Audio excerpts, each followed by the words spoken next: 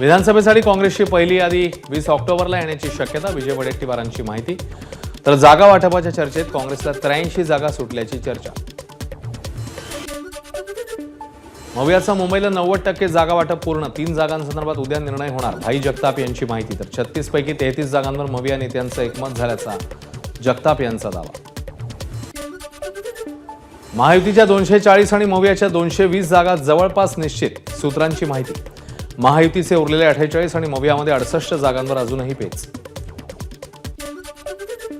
सत्ता पक्षाला कुठलीही चिंता नाही. मुख्यमंत्री स्वतःच येथे आमच्याबरोबर बसलेत. शरद पवारांनी मुख्यमंत्रीपदाचा चेहरा कोण ते सांगावं. देवेंद्र फडणवीस यांचं आव्हान. जागा वाटप पूर्ण झालं की तुम्हाला माहिती देऊ. आम्ही अगदी अंतिम टप्प्यावर आहोत. फॉर्म्युला असा मध्येच सांगता येणार नाही. सगळं ठरलं की आम्ही तुम्हाला सांगू. जागा वाटपासंदर्भात फडणवीसांचं वक्तव्य. आमच्याकडे कुणालाही मुख्यमंत्री होण्याचे डोहाळे लागलेले नाहीत. आमचं काम हाच आमचा चेहरा. महाविकास आघाडीने आता विरोधी पक्ष नेत्याचा चेहरा ठरवावा. एकनाथ शिंदेंचा मविया नेत्यांना टोला.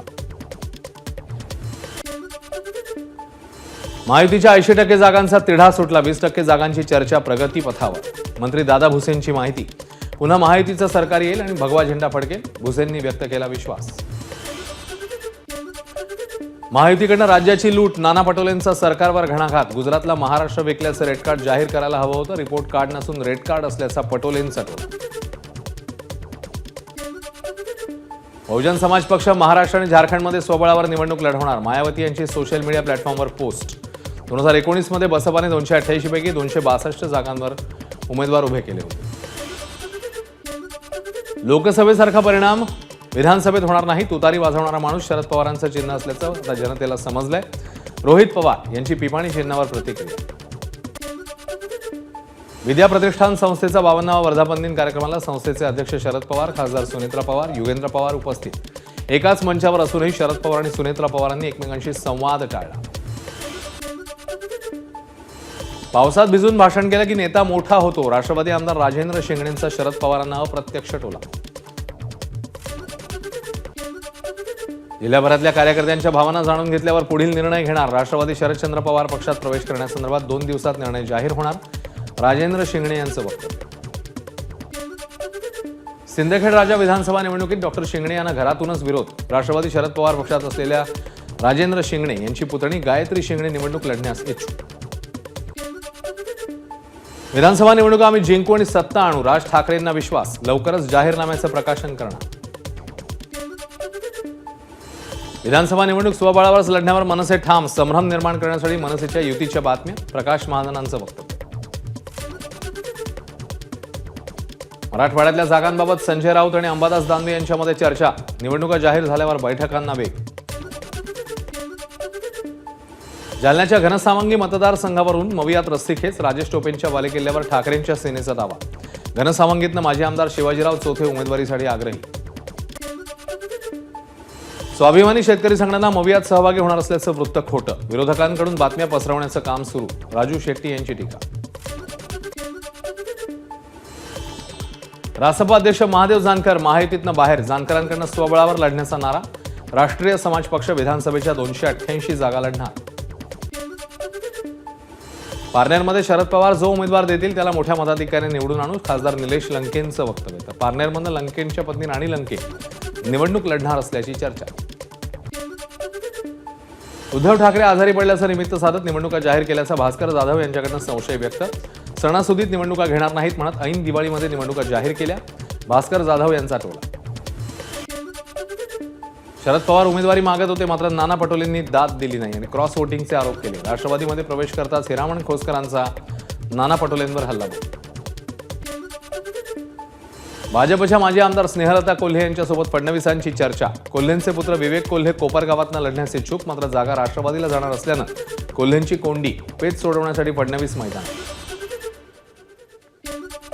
कोकणातल्या जागा वाटपासंदर्भात चर्चा सुरू. भाजप आमदार चित्रा वाघ यांची माहिती. तर भाजपचा नेता मुख्यमंत्री व्हावा असं कार्यकर्त्यांना वाटतं. चित्रा वाघ यांचं वक्तव्य. बहुजनांची सत्ता आणण्यासाठी प्रयत्न करणार. ओबीसी नेते प्रकाश शेंडेंचं वक्तव्य. 46 पैकी 25 उमेदवार तयार. 20 तारखेला उमेदवार जाहीर करू. 160 पाडू आणि 160 निवडून आणू. शेंडेंचा निर्धार.